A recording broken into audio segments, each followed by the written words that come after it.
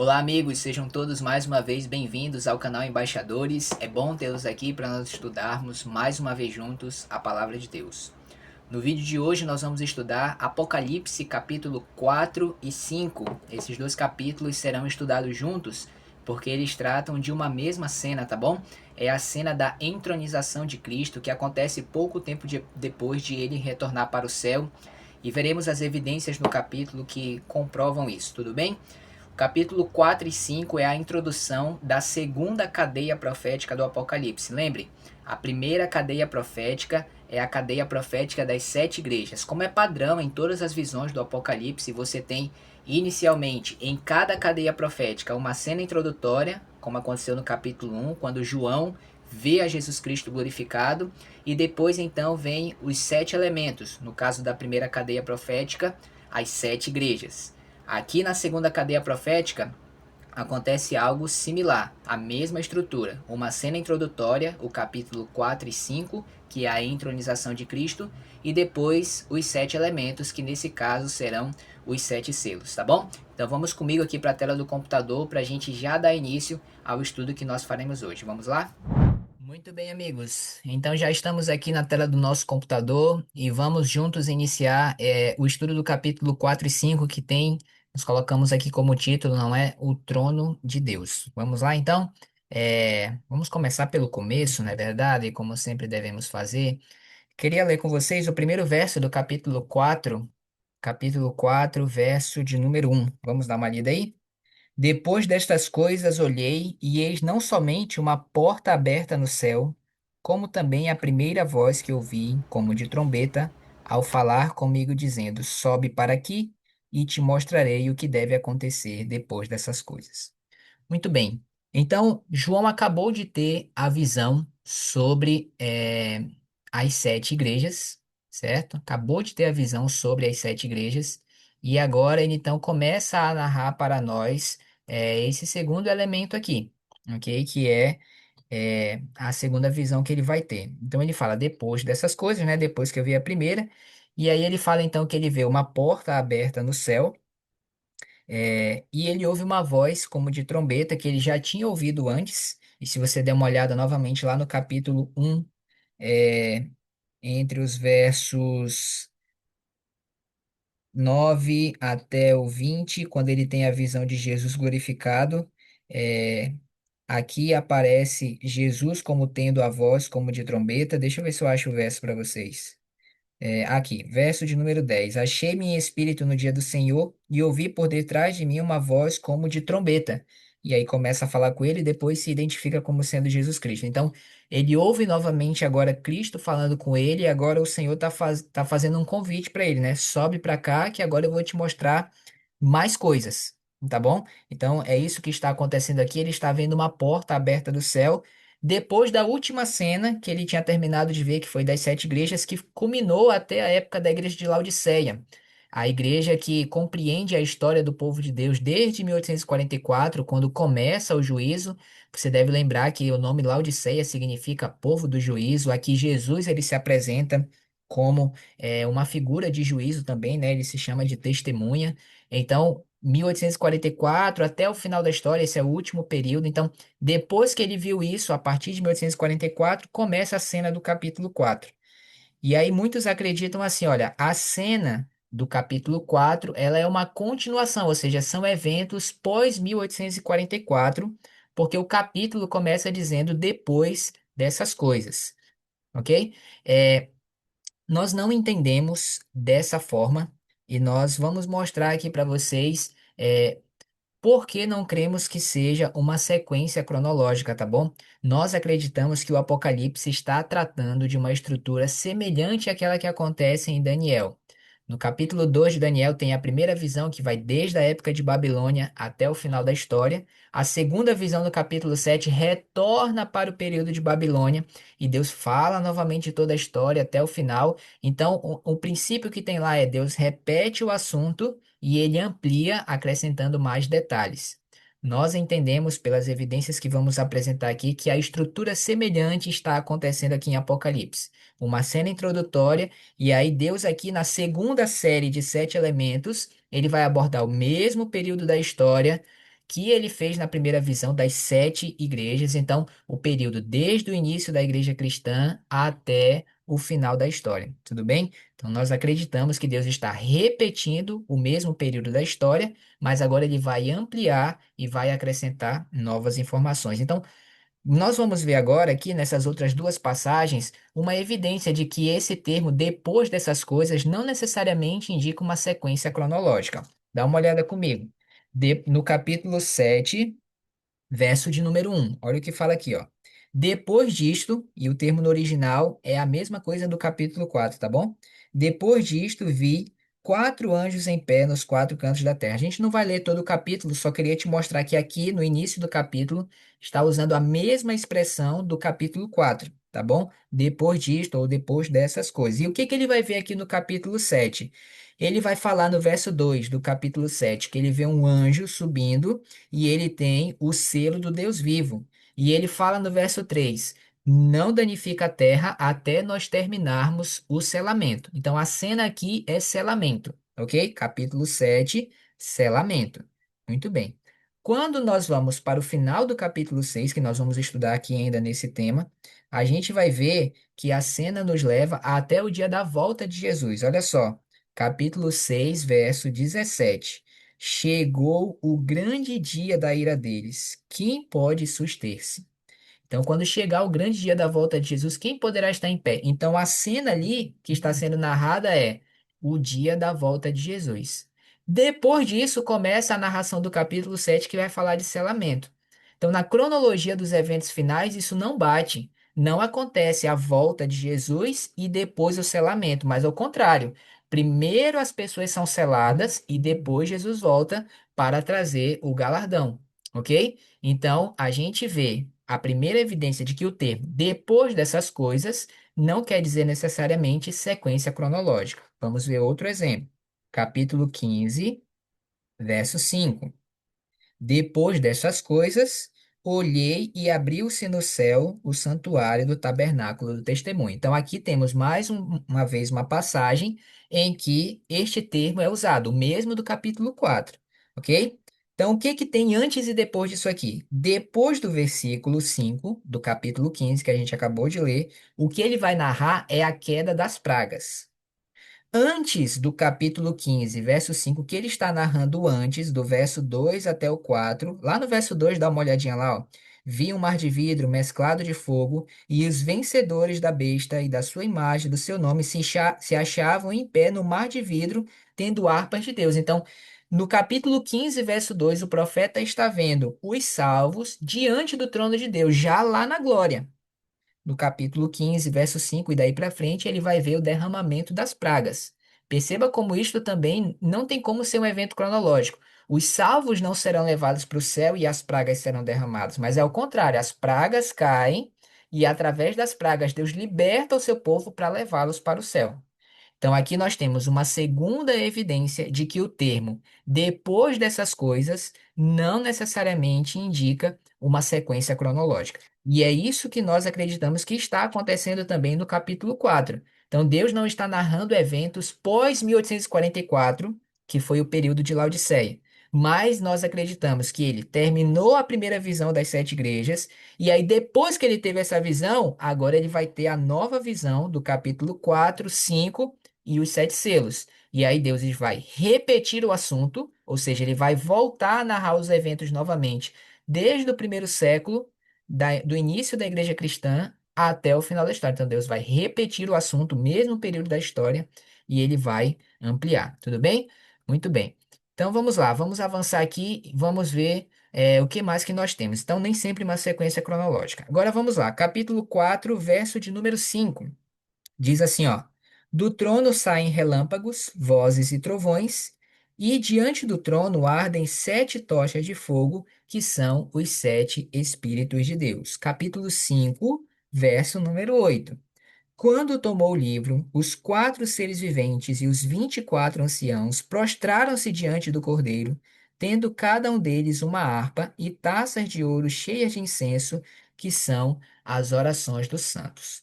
Então, veja mais uma evidência aqui interessante que nós temos descrita neste capítulo. Veja, Se o capítulo 4 e 5 tratasse de eventos de 1844 para frente, se nós pensássemos no santuário, se nós tivermos ele em mente, nós estaríamos em que compartimento do santuário? Pela profecia, nós entendemos que de 1844 para frente deu início o juízo de Deus no seu santuário. E o santuário da terra nos mostra que o juízo acontecia em um compartimento específico do santuário, que era o lugar santíssimo, ok? Mas o que nós estamos vendo aqui é que esta cena está sim acontecendo no santuário, mas não está acontecendo no lugar santíssimo, porque os móveis que aparecem aqui não são do lugar santíssimo, que era a Arca da Aliança. Ele só vai aparecer aqui lá no capítulo 11 do Apocalipse, verso 19, que diz: Abriu-se o santuário de Deus que se acha no céu, e foi vista a Arca da Aliança. Então é aqui no capítulo 11, 19 que ela vai aparecer.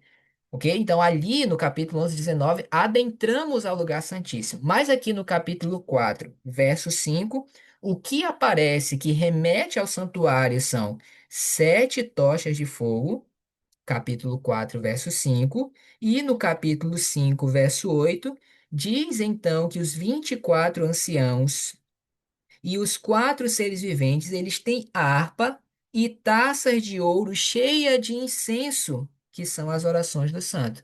E quando a gente pensa em incenso, tendo em mente o santuário, nós sabemos que tinha um local específico para isso no santuário, que era justamente o altar de incenso, que ficava diante do véu e antes do lugar santíssimo.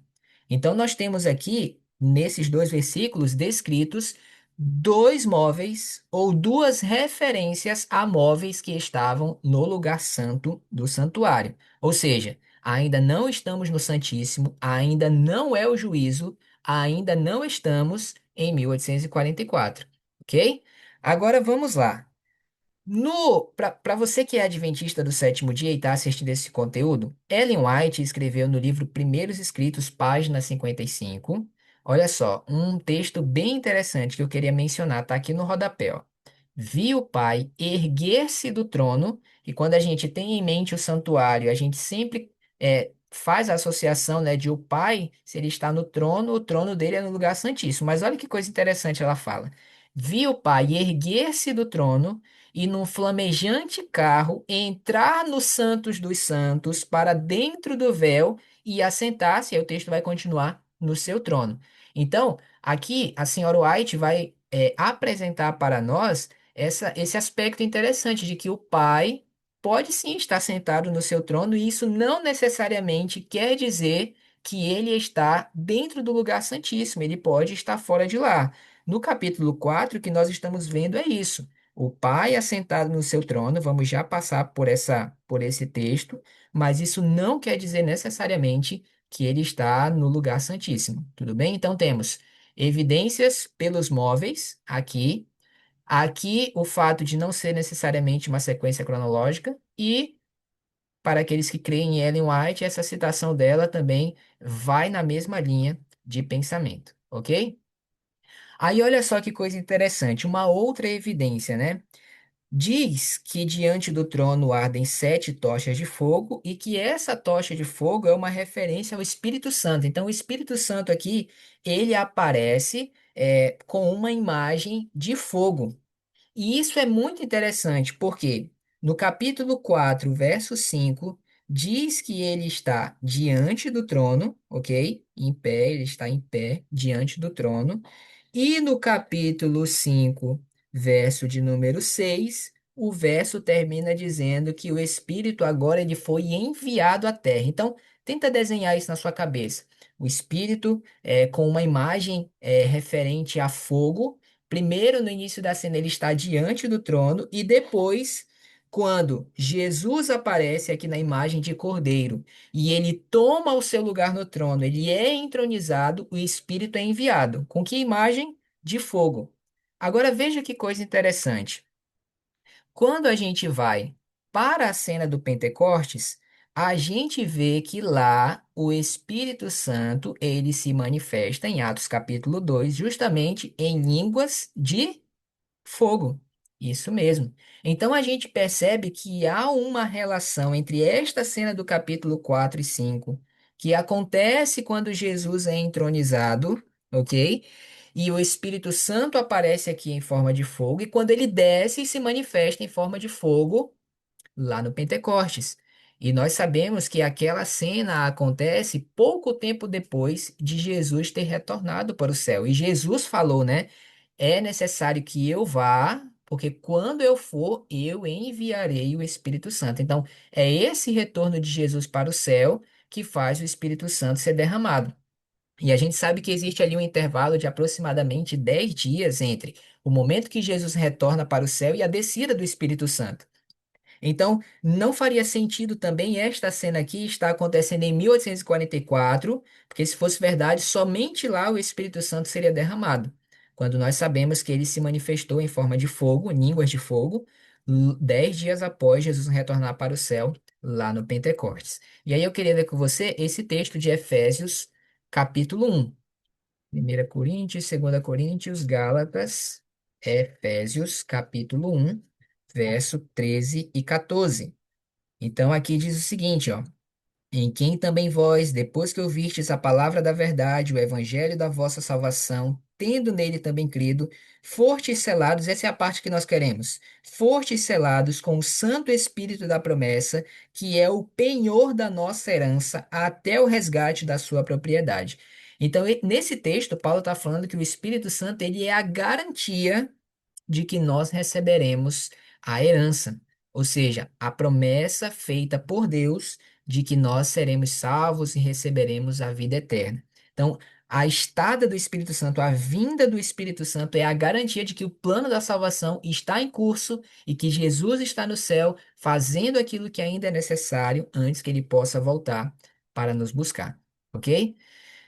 Muito bem. Então vamos avançar um pouco mais aqui. Então, era isso aqui que eu estava mencionando para vocês, né? A presença do Espírito Santo, o derramamento dele lá no Pentecostes e a sua continuação com a igreja é uma prova de que o plano da redenção está em curso, o sacrifício de Cristo foi perfeito, pleno, e agora estão se desenrolando os eventos necessários no céu para que Deus possa nos dar o galardão, e enquanto isso, o Espírito Santo permanece conosco, ok? Então, a porta aberta, que aparece lá no início do capítulo, nós entendemos que ela está fazendo uma referência à porta que dá acesso ao lugar santo do santuário. Então, nós agora estamos adentrando no santuário e estamos no primeiro compartimento. Então, o santuário tinha a tenda propriamente dita, que tinha o lugar santo e o santíssimo, mas ela tinha também o seu pátio, onde acontecia o sacrifício do cordeiro e onde acontecia também a purificação na pia, que é uma referência clara ao batismo. Aquilo também faz parte do plano da salvação.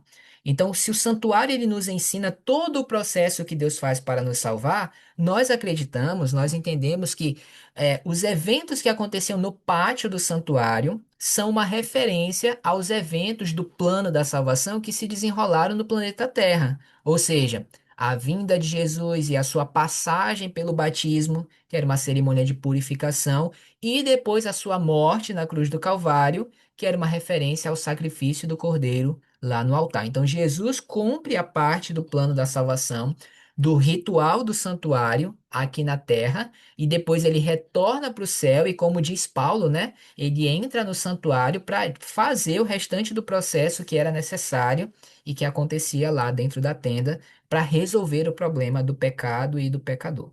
Ok? Agora, olha só que interessante. Volte comigo lá para Apocalipse, capítulo 3, e nós vamos ler o verso de número 21, que é como se fosse um versículo ponte para a cena que iria começar, que é o capítulo 4 e 5. Então, o 3:21 fala assim, ó: ao vencedor, dar-lhe-ei sentar-se comigo no meu trono, aqui são palavras de Jesus, assim como também eu venci e me sentei com meu Pai no seu trono. Então Jesus está dizendo aqui, ó, eu sentei no trono com meu Pai, porque venci, e quem vencer vai sentar comigo no meu trono também. Então a cena do capítulo 4 e 5, ela vai falar justamente disso, de Jesus tomando o seu lugar de volta no trono. Assim como ele falou aqui no capítulo 3, verso 21. Então, o capítulo 4, verso de número 2, vai apresentar para nós o Pai sentado no trono. Vamos ver isso, capítulo 4, verso 2. Imediatamente eu me achei em espírito, e eis armado no céu um trono, e no trono alguém sentado. O Pai está sentado no trono. No capítulo 5, verso 6, ele fala: Então vi no meio do trono e dos quatro seres viventes. Então, já agora ele está vendo no meio do trono, entre os seres viventes e entre os anciãos, em pé, um cordeiro como tendo sido morto. Agora, então, Jesus vem, retorna para o trono, ele se coloca no meio do trono, está lá em pé, e ele então envia o Espírito à terra e ele assume de volta o seu lugar no trono do céu. Ok? Então, é esta cena que a gente está vendo sendo descrita aqui para nós, ok? Olha só, para você que crê na irmã White, né? Eu trouxe aqui também um texto de Patriarcas e Profetas, página 356. Olha a narração que ela faz aqui, ó. Sendo em visão concedido a João uma vista do templo de Deus no céu, contemplou ele ali sete lâmpadas de fogo. E aí ela está aqui fazendo uma referência a Apocalipse 4 e 5, porque no texto está lá a passagem aonde ela mesma está fazendo a referência. Então, ele está vendo o templo e ela fala, 4 e 5 é uma referência ao templo, ok? Sete lâmpadas de fogo que ardiam diante do trono. Vi um anjo tendo um incensário de ouro, e foi-lhe dado muito incenso para pôr com as orações de todos os santos sobre o altar de ouro que está diante do trono. E aí aqui ela vai citar a cena introdutória da próxima cadeia profética que nós vamos estudar, que são as sete trombetas. Então aqui ela cita Apocalipse 8, verso 3. Então aqui estamos na segunda cadeia profética, e ela cita o capítulo que estamos estudando, capítulo 4, verso 5, sete lâmpadas de fogo. Depois ela cita a cena introdutória da terceira cadeia profética, Apocalipse 8, verso 3, e ela fala do anjo oferecendo incenso sobre o altar. E aí ela termina o parágrafo dizendo o seguinte: com isto, ou seja, com essas duas coisas, permitiu-se ao profeta ver o primeiro compartimento do santuário celestial. Então, aqui nós temos uma evidência fortíssima de que esta cena do capítulo 4 e a próxima que nós vamos estudar no capítulo 8, na terceira cadeia profética, elas ocorrem no primeiro compartimento do santuário celestial, ou seja, nós estamos antes de 1844. Por quê? Porque no lugar santíssimo do santuário era onde acontecia o juízo, e o juízo só começa, de acordo com a profecia de Daniel, ele só começa em 1844. Ok? Então, muito bem. Acho que temos aqui boas evidências, né, de onde nós estamos. Estamos no templo, em que momento da história, logo depois da ascensão de Cristo, quando ele envia o Espírito Santo à Terra, Jesus está tomando novamente o seu lugar no trono. Agora vamos ver a descrição que João faz quando ele vê o Pai sentado no trono. Então é o capítulo de 4 e o verso é o verso 3. Diz assim, ó. Esse que se acha sentado é semelhante no aspecto à pedra de jaspe e de sardônio, e ao redor do trono há um arco-íris semelhante no aspecto à esmeralda. Então, muito bem. Então, olha só. Jaspe é a primeira pedra que aparece aqui, e a pedra de jaspe era a 12ª pedra do peitoral. E isso era uma referência à menor tribo. Cada pedra do peitoral do sacerdote representava uma tribo de Israel. Então, a pedra de jaspe era a representante da menor tribo, Benjamim. A segunda pedra que é mencionada aqui é sardônio, e ela era a primeira pedra do temporal do peitoral que representava a maior tribo, que era a tribo de Ruben, ok? Isso me trouxe à mente um texto lá de Isaías 57:15, que diz assim, ó: Assim diz o alto e o sublime, que habita na eternidade, cujo nome é santo. Habito num alto e santo lugar, mas também habito com o contrito e abatido de espírito. Então, eu achei bem legal isso daqui, a forma como a Bíblia aqui parece estar descrevendo para nós quem é o nosso Deus, né? Ele é o Deus alto, soberano, o maior de todos, mas ele não se envergonha de também estar com os menores, com os humildes e com os mais simples. E isso é refletido na própria forma como João parece descrevê-lo aqui. Como João descreve, e parece ser essa a intenção dele aqui.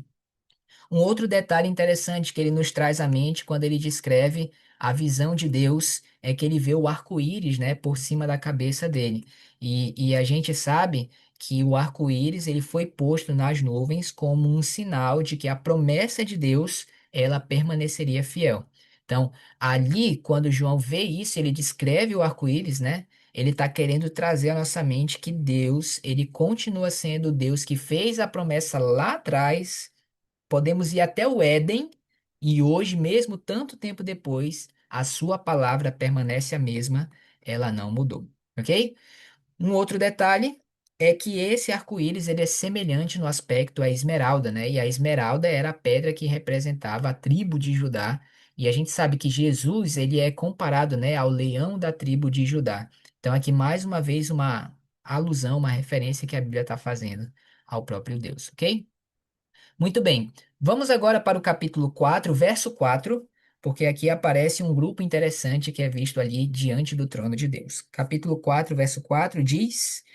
Ao redor do trono há também 24 tronos, e assentado neles 24 anciãos, vestidos de branco, em cujas cabeças estão coroas de ouro. Então, os 24 anciãos há certo mistério em torno da identidade deles, né? De quem seriam eles. Nós temos aqui algumas possibilidades. A Bíblia diz aqui que esses 24 anciãos, eles possuem coroas de ouro na sua cabeça, né? E aí, a palavra que é usada aqui no original, você pode ver o auxílio de um site que eu sempre gosto de usar, que é o Bible Hub, e aqui ele traz, eu estou trazendo para vocês o print dessa passagem e o texto original dela, né? Então, Revelation, Apocalipse 4, verso 4, aqui está a palavra que foi traduzida como coroa, que é Stéphanos, ok? Então, existem duas palavras que podem ser traduzidas como coroa para o português. Stéphanos, é o caso aqui, que significa coroa de alguém que batalhou e venceu. E tem a segunda palavra que é diadema, que já tem o significado de alguém que é da realeza, ok? Alguém que é governante. E aqui no Apocalipse 4:4, os 24 anciãos, ele tem uma Estéfanos, então indica alguém que passou por um conflito, por uma batalha, e agora ele recebeu uma coroa que representa a sua vitória. Quando a gente vai no capítulo 2, verso de número 10, nós vamos ver que receber uma coroa, uma Estéfanos, era uma das promessas feitas, que Deus faz à sua igreja, aqueles que permanecessem fiéis, né? É um capítulo, é uma passagem bem conhecida. O final do verso 10 do capítulo 2 diz assim: Ser fiel até a morte e dar-te-ei a coroa da vida. E é interessante, a gente vai ligando os pontos e vai vendo, esses anciãos estão usando Stefanos. Essa é uma das promessas feitas à igreja. Então, será que esses anciãos não são pessoas que viveram aqui e que elas já estão salvas na glória?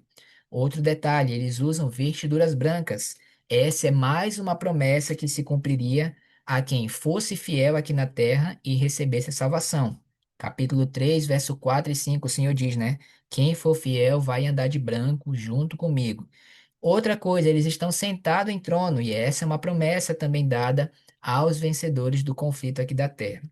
Então, isso parece nos indicar que os 24 anciãos, apesar de não sabermos quem são cada um deles, ao que nos parece, eles foram pessoas que viveram aqui na terra, fiéis ao Senhor, já receberam, o prêmio, né, o galardão da vida eterna e estão lá no céu.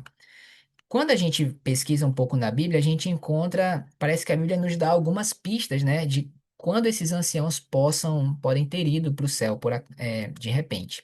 Mateus 27, do 50 ao 53, fala que quando Jesus morre na cruz do Calvário, né, o véu do santuário se rasga, acontece um terremoto. Não sei se está aparecendo meu cursor aqui para você. Acontece um terremoto e alguns túmulos se abrem. E então essas pessoas que estavam mortas, elas ressuscitam, entram na cidade quando Jesus ressuscita e elas aparecem a muitas pessoas. Então a Bíblia aponta, sem dizer quem é, que há um grupo de pessoas que ressuscitou quando Jesus ressuscitou também. E aí a King James, em Efésios 4 e 8, ela nos aponta que quando Jesus subiu em triunfo às alturas, ele levou cativos muitos prisioneiros. O que parece nos dar a entender que quando Jesus ele retorna para o céu depois da sua ressurreição, ele leva para o céu um grupo de pessoas que talvez sejam esses que ressuscitaram juntamente com ele na manhã de domingo, quando ele ressurgiu. E então, juntando todos esses elementos aqui, nós podemos ter indícios de quem são esses 24 anciãos, pessoas que viveram aqui na terra, que ressuscitaram quando Jesus ressuscitou e que foram levadas juntamente com ele para o céu, como se fosse assim a amostra da grande vitória que ele vai ter sobre a morte, né? Que é o grande inimigo dos filhos de Deus, o salário do pecado é a morte. Muito bem, então o Pai é visto no trono, depois ele vê 24 anciãos e agora ele vai ver um outro grupo muito especial, que são os quatro seres viventes. Então vamos ver a descrição que ele faz, capítulo 4, versos 6 a 11. Diz assim, ó: Há diante do trono um como mar de vidro semelhante a cristal. E também, no meio do trono e à volta do trono, quatro seres viventes cheios de olhos por diante e por detrás. O primeiro é semelhante a leão, o segundo a novilho, o terceiro tem o rosto como de homem, o quarto ser vivente é semelhante à águia quando está voando. Os quatro seres viventes, tendo cada um deles 6 asas, respectivamente, estão cheios de olhos ao redor e por dentro. Não tem descanso nem de dia nem de noite, proclamando: Santo, Santo, Santo é o Senhor Deus, o Todo-Poderoso, aquele que era, que é e que há de vir. E entendendo que Deus, só fazendo um parênteses aqui, né? Entendendo que Deus não força ninguém a adorá-lo, é muito interessante esses seres viventes não quererem tirar um momento de descanso, mas encontrarem seu prazer e sua alegria em estarem ali constantemente, né? Exaltando a Deus de maneira voluntária, dizendo que Ele é santo e adorando o nome do Senhor. Isso é muito interessante, né? Verso 9. Quando esses seres viventes derem glória, honra e ações de graças ao que se acha assentado no trono, ao que vive pelos séculos dos séculos, os 24 anciãos prostrar-se-ão diante daquele que se encontra sentado no trono. Adorarão aquele que vive pelos séculos dos séculos e depositarão as suas coroas diante do trono, proclamando: Tu és digno, Senhor e Deus nosso, de receber a glória, a honra e o poder, porque todas as coisas tu criaste, sim, por causa da tua vontade, vieram a existir e foram criadas. Muito bem, amigos. Então vamos lá. A descrição desses quatro seres viventes, à primeira instância, assim, parece ser um pouco assustadora, né? Diz que eles são cheios de olhos por diante, por detrás, por dentro e por fora. Agora veja, né? A gente percebe que o Apocalipse aqui ele tem uma descrição que tem nuances de simbolismo, né? No capítulo 1 é dito que Deus ele ia mostrar essa mensagem através de símbolos. Então, o próprio Espírito Santo, né, como tocha de fogo, esses seres viventes aqui. E um fator interessante, no capítulo 5 verso 6 Jesus aqui, que é tratado também de maneira simbólica, né, como um cordeiro, também é dito que ele é cheio de olhos. Então, quando a Bíblia usa essa figura dos olhos, né, o que que ela quer dizer com isso? Então, olha só, nós temos aqui um texto de Provérbios, capítulo 15, verso 3, que pode nos ajudar a entender isso, né? Lá diz que os olhos do Senhor estão em todo lugar. Então, ter muito olho, né, ser cheio de olho, indica que nada está oculto à sua visão.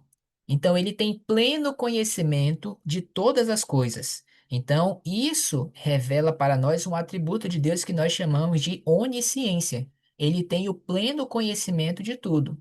Ao mesmo tempo, saber de tudo e estar em todo lugar indica um outro atributo exclusivo de Deus, que é a onipresença, que está em todos os lugares. Então, esses seres viventes que são cheios de olhos, na verdade, eles estão revelando dois atributos do próprio Deus, que é onipresente e onisciente.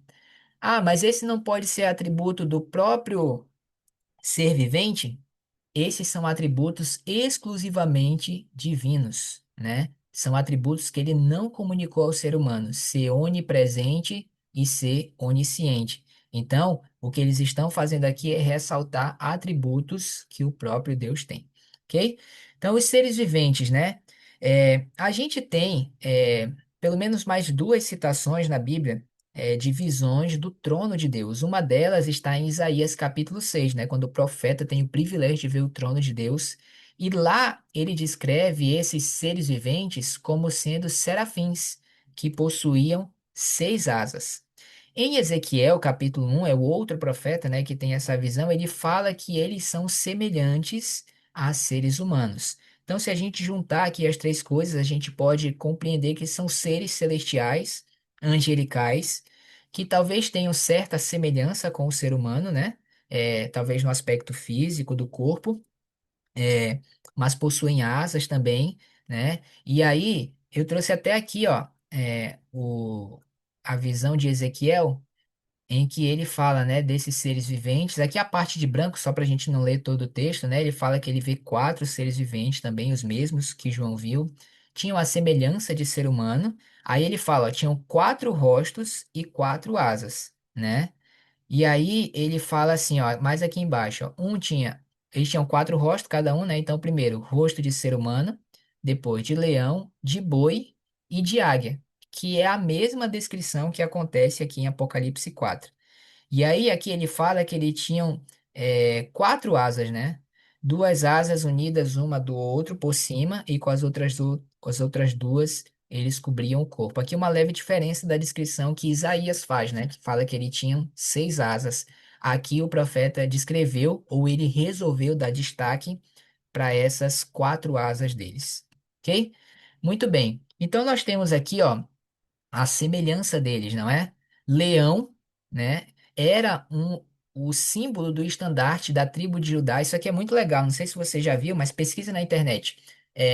Quando Israel acampava e o santuário ficava ao centro do acampamento, as tribos acampavam ao redor do santuário e elas eram divididas em grupo de 3 tribos. E tinha uma tribo líder que ficava à frente delas e ficava o estandarte em pé lá, voltado assim de frente para o santuário, né? Que era Judá, Efraim, Ruben e Dan. E o estandarte dessas tribos era Judá, um leão, Efraim, um boi, Ruben, um homem e Dan, uma águia. Então é interessante, é muito interessante a forma como se construiu o acampamento de Israel no deserto. É como se fosse de fato a representação de como é lá no céu, né? Então a gente tem aqui na representação dessa descrição que João está tendo do trono de Deus, a figura real daquilo que Israel representava nos seus acampamentos. O trono de Deus ficava ao centro, ali no santuário, e ao redor todo o seu povo. E a gente vê que isso aqui era uma representação da realidade que é no céu, né? Então, o leão ele carrega muito a imagem da realeza, né? O boi de servo, o homem do fator humano e a águia, um fator de divindade. E a gente vê que esses são 4 atributos que revelam muito bem o caráter de Jesus Cristo, né? Rei, mais servo, homem e Deus ao mesmo tempo. Então a gente vê os seres viventes fazendo referências constantemente, né? Ao próprio Deus. Então a gente está tendo aqui uma cena de adoração, né? Os serafins, os anciãos, todos eles estão rendendo adoração a Deus. E aí eles falam santo, santo, santo. Alguns veem isso e entendem que eles falam 3 vezes santos por causa da Trindade, né? Um santo para cada, para o Pai, para o Filho e para o Espírito Santo. Mas aqui está com uma interrogação porque a gente não pode bater o martelo em cima disso, né? E afirmar que de fato seja isso, é uma possibilidade, tá bom? E aí a gente vê aqui o motivo pelo qual eles estão adorando a Deus, né? Verso 8, eles adoram a Deus por quem Deus é. Simplesmente isso, a contemplação de quem é Deus faz com que eles sintam o desejo de adorar a Deus. E aí no verso 11, eles adoram a Deus porque ele é Criador. Aqui o motivo específico é porque ele é o criador de todas as coisas, ele é o nosso criador, né? Pensa nesses seres. Cara, se eles estão vivos é porque aquele que está lá sentado no trono resolveu criá-los e mantém a vida deles. E ele é bom para eles, ele cuida deles e eles admiram aquele que está sentado no trono. E por causa disso eles querem viver constantemente adorando a ele. Muito bem, então essa é a descrição do capítulo 4 e agora nós vamos iniciar a descrição do capítulo 5, tá bom? Essa parte aqui já um pouco mais curta e mais rápida para o nosso vídeo não se delongar muito, tá bom? Então vamos lá, capítulo 5 do 1 ao 4. Acompanhe aí na sua Bíblia. Vi na mão direita daquele que estava sentado no trono. Então, o pai está sentado no trono, ele tem um livro na sua mão direita, escrito por dentro e por fora, de todo selado com sete selos. Uma tradução possível aqui também seria um livro escrito por dentro e por fora selado com sete selos. É uma outra possibilidade, tá bom? Verso 2: Vi também um anjo forte que proclamava com grande voz: Quem é digno de abrir o livro e desatar os selos? Ora, nem no céu, nem sobre a terra, nem debaixo da terra, ninguém podia abrir o livro, nem mesmo olhar para ele. E eu chorava muito, diz João, porque ninguém foi achado digno de abrir o livro, nem mesmo de olhar para ele. Muita gente lê isso daqui, né? E fala assim, nossa, mas como João era curioso, né? E chorava. Mas é claro que essa descrição aqui, ela vem de uma cultura diferente da nossa, né? Então há muito significado aqui que a gente aqui no Ocidente passa assim, meio que despercebido, né? Então, o significado do livro é um deles, a gente vai já ver. Mas deixa eu te ressaltar um aspecto antes, né? Quando fala no verso 3, ninguém podia abrir o livro, nem no céu, nem sobre a terra, nem debaixo da terra. A palavra ninguém aqui, ou des, né, significa nenhuma criatura. Em todo o universo, Deus olhava e falava assim: não, essa aqui é digna, essa aqui merece abrir o livro. Ninguém. E é claro que o significado do livro vai revelar a importância disso, né? E a profundidade disso aqui, mas guarda esse aspecto. Nenhuma criatura em todo o universo era digna de abrir esse livro. E a gente vai entender o que que significa isso, né? Abrir esse livro aqui. Olha só que coisa interessante. A Bíblia fala que esse livro ele continha sete selos. E livros com sete selos não eram comuns nos tempos bíblicos, mas a arqueologia descobriu alguns livros, como você vê aqui nessa ilustração, e eles possuíam sete selos, escritos por dentro e por fora, selado com sete selos. Que tipo de livros eram esses? Esses livros que a arqueologia encontrou eram testamentos, eram uma herança que alguém estava deixando para alguém que fosse digno de ser herdeiro. E nos parece que essa é a imagem que Deus está querendo passar aqui para nós no capítulo 4 e 5. Ele tem a herança do seu reino para entregar, mas nenhuma criatura em todo o universo era digna disso. E olha, no Antigo Testamento, para quem estuda assim a Bíblia um pouco mais profundidade, entende o quanto isso é significativo. Por quê? O rei de Israel, ele foi chamado, não pelo Senhor, né? O povo impôs, mas quando Deus permitiu que o povo tivesse um rei, era o objetivo dele que o rei fosse príncipe em Israel. Deus continuaria sendo o único rei, e quem sentasse no trono como rei de Israel seria um príncipe, seria um corregente, ou seja, ele reina sob o auxílio e a permissão de Deus. E ele era ungido, e a palavra ungido é uma referência, é uma tradução da palavra Messias. Então, Jesus, quando vem à Terra e é chamado de Messias, isso carrega a imagem de que ele estava vindo também para ser o rei sobre o reino de Davi, né? Sobre o povo de Deus. Então, os reis de Israel, nenhum deles conseguiu ser fiel 100% à aliança, ao plano de Deus, para ser considerado digno de receber esse testamento. E é por isso que João ouve isso aqui na visão. Ninguém é digno de abrir esse livro. E João chorava muito, cara. Como é que esse problema se resolve? O livro está fechado, está na mão do Pai. Ou seja, ninguém é digno de abrir o livro. E aí o Evangelho começa a revelar coisas especiais para a gente, né? Quando Jesus esteve na Terra, ele contou uma parábola que nos dá assim um vislumbre das coisas que ele estava querendo revelar para a gente. Lucas 19:12 diz assim, olha só. Jesus disse: certo homem nobre, se referindo a ele mesmo, partiu para uma terra distante, a fim de fazer o quê, amigos? Tomar posse de um reino, receber uma herança e então voltar. Então Jesus já estava mencionando ali para os discípulos que ele seria esse príncipe, esse corregente. Ele cumpriria uma vida que tornaria ele digno de receber esse testamento, tomar posse desse reino e então voltar para reencontrar os seus filhos. Quando Jesus ressuscita, em Mateus 28:18, ele fala: Toda autoridade me foi dada no céu, lá ele sempre foi rei, mas me foi dada também aonde? Na terra. Dizendo: Agora eu alcancei o domínio, o governo sobre o planeta Terra. E Daniel capítulo 7, do 9 ao 14, é uma cena em que o profeta vê o início do juízo no céu. E ele fala que quando esse juízo começa, ele vê o filho do homem indo entre as nuvens até o Pai, e ele vai lá para receber o reino. Ou seja, é quando o juízo inicia que Jesus vai até o Pai para receber o reino. Ok? Então, essa herança, o único que é digno é Jesus. Ele é o único digno de receber. Mas o que que ele faz, amigos? Ele partilha com a gente essa herança que ele recebeu.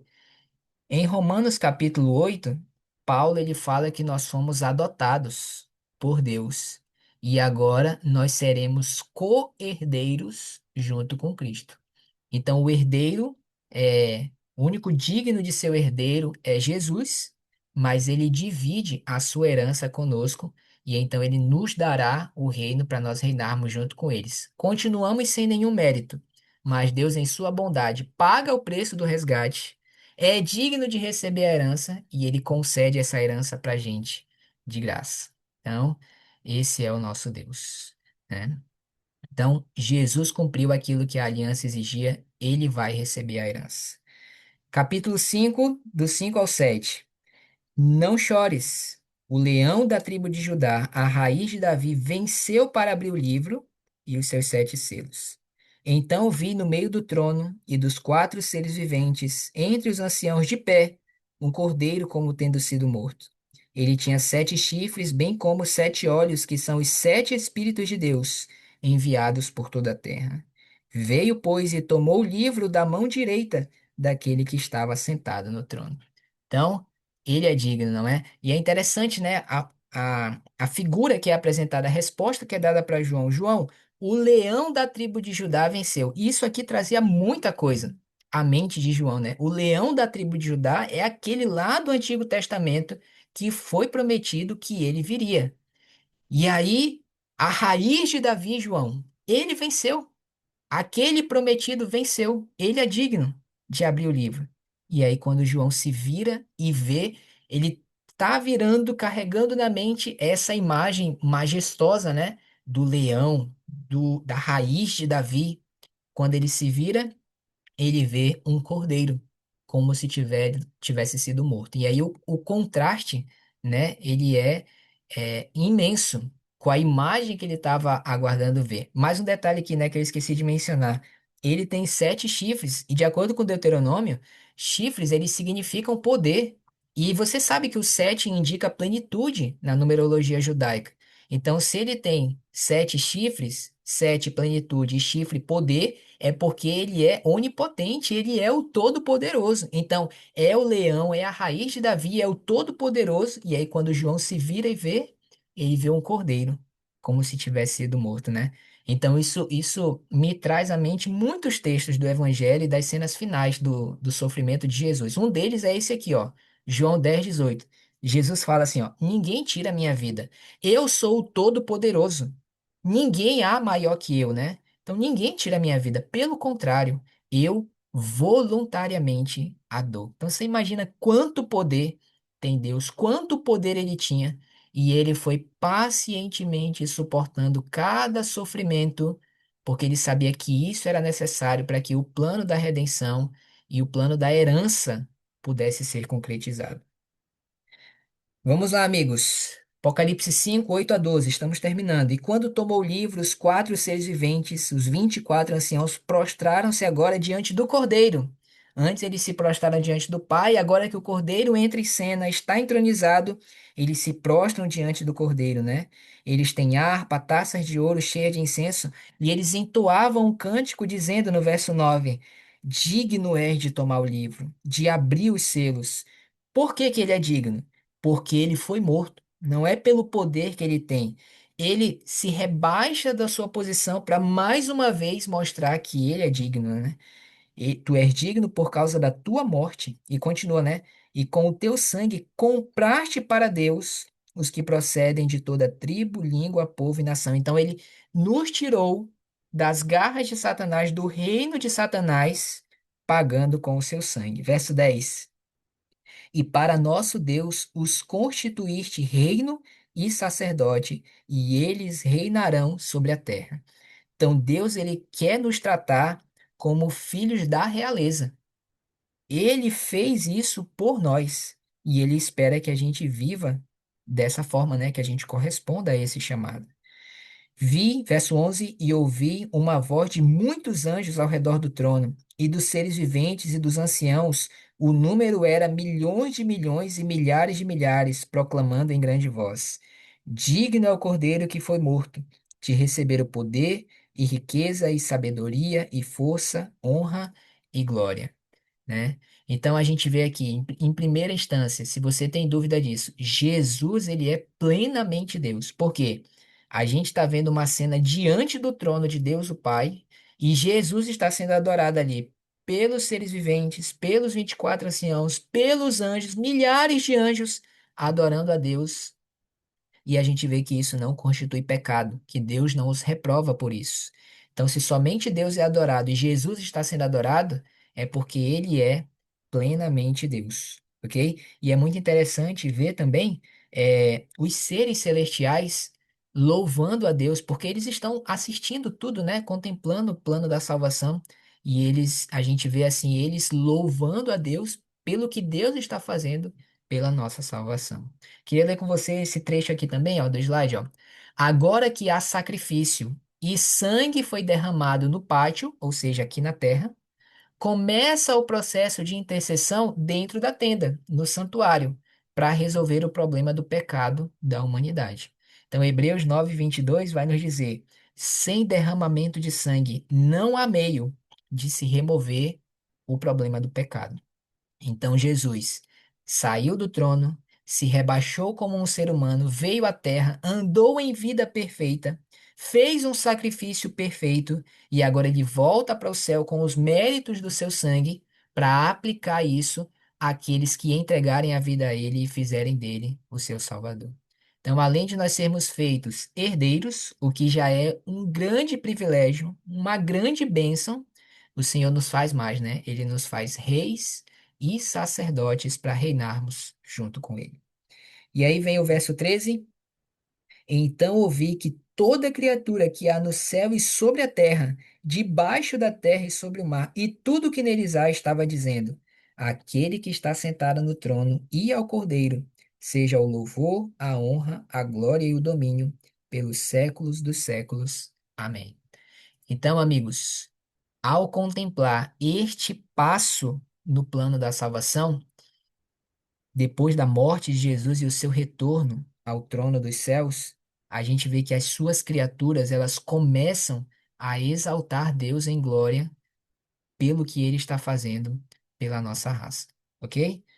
Muito bem. Então a gente vê aqui a Trindade trabalhando pela nossa redenção, né? Deus, o Pai, como sendo o governante, o juiz sobre todo aquele que permaneceu sentado no trono, o Filho, a pessoa da divindade que se fez de oferta para nos resgatar, para pagar o preço do pecado, e o Espírito Santo, a pessoa da divindade que foi enviada à terra para estar com o seu povo, até que Jesus termine de fazer o processo no céu, de aplicar os méritos do seu sangue, de estabelecer o juízo para poder nos dar a salvação. Então, o Espírito Santo permanece com o seu povo até que isso se finalize e ele trabalha para constantemente levar os nossos corações de volta para Deus, nos atrair para a cruz e preparar o povo para estar pronto para subir quando Jesus voltar. Então, a gente vê a Trindade ativamente envolvida, trabalhando pelo bem da nossa salvação.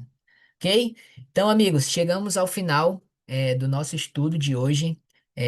Eu espero que você tenha compreendido o panorama geral dessa cena introdutória belíssima, que é a cena do trono de Deus, ele com o livro na mão e Jesus Cristo sendo apresentado como o único digno de receber essa herança, tomando seu lugar de volta no trono, enviando o Espírito para estar com o seu povo, não nos deixou órfãos, enviou o Espírito para estar conosco até que ele volte, termine de resolver o problema do pecado. E aí, Jesus, o herdeiro, divide a sua herança conosco. Que a gente possa se preparar para que essa herança que ele deseja dividir conosco, que ela seja uma realidade na sua vida e também na minha vida. Eu quero isso. Eu quero receber essa herança que Jesus pagou com alto preço para dividir comigo, para eu desfrutar. Eu quero receber e eu quero me preparar para isso. E você também. Deseja receber essa herança? Tem valorizado isso? Tem procurado se preparar para estar pronto naquele dia para você subir? Pensa nisso um pouquinho. E se você deseja se preparar, fecha teu olho, ora comigo agora, tá bom? Senhor Deus, obrigado por tão grande sacrifício, tão grande amor e tão grande privilégio. Deus amado, prepara o nosso coração. Espírito Santo de Deus, habita em nossa vida, para que nós possamos corresponder ao teu chamado. Converte os nossos corações, para que possamos receber a herança que o Senhor tem para nós. Esta é a nossa oração, em nome de Jesus. Amém. Até o próximo estudo, amigos.